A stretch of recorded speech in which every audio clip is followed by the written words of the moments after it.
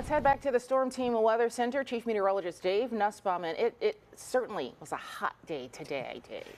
It is, and it's all because we haven't had the clouds and storms all afternoon. We had the clouds this morning with some dense fog that has now cleared out. And this evening, I think we are going to see some of those scattered storms forming. We're giving us some heavy rain and maybe some minor flooding issues. More hot, stormy weather tomorrow, very similar to today. In the weekend, not much in the way of rain. That means the heat will be back in full force across the area, so you need to be prepared for that. Live look downtown from our BJCC camera. Partly cloudy sky, 91 degrees here. The dew point a little lower at 70. And that's the other reason why we haven't seen the storms not as humid today as we've been the last couple of days, with the dew point down quite a bit. You can see in Coleman also partly cloudy sky, and temperatures there 88 degrees, dew point at 73 versus the middle 70s it was just yesterday. And most of us in the upper 80s to lower 90s. Then you factor in that humidity, it feels like the upper 90s to lower 100s. A little hotter to the west you go. Tuscaloosa, Moundville 102, Brent 108, 106 in Jasper right now.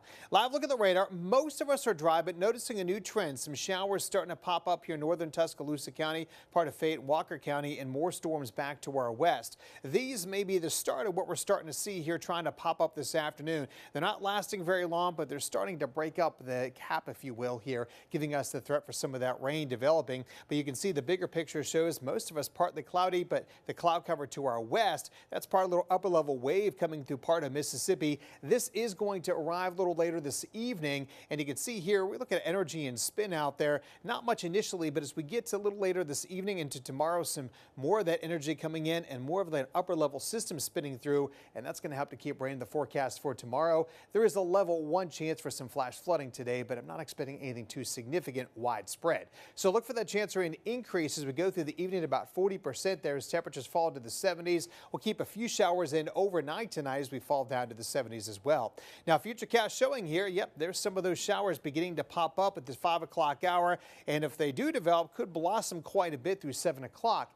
The issue with these is they could be strong with some gusty winds out there, so we'll have to watch out for that, along with that heavy rain that will continue until about maybe 10, 11 o'clock this evening, and then taper off out there with some lingering clouds overnight, maybe some patchy fog. But new model data is bringing in a little rain, trying to redevelop early with that wave out we're showing you. And watch what happens once we get hot out there from lunchtime to the afternoon. More scattered storms popping up. Not everybody, but those that get it could get some downpours and gusty winds through 5 o'clock Friday. So if you're going out to dinner, may have a little rain even through 7 o'clock on Friday before they start to taper off late Friday night into early on Saturday. Now, high tomorrow around 92, feeling like 103. It'll be in the 90s for the weekend and into next week, but that heat index climbing back into the 100s. How about the tropics? Watching now, Invest 98 here down the Bay of Campeche, expected to work its way to the north. Medium chance of developing to a tropical depression before it makes landfall sometime on Friday, so be watching that. And of course, we have Tropical Storm Erin, which is getting stronger, winds up to 60. Forecast to become a Category 1 hurricane tomorrow.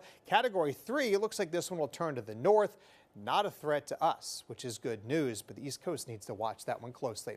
There's the heat for the weekend next week. Not much rain there Sunday, Monday, and Tuesday, but chance of rain starts to go back a little bit more as we head into the end of next week.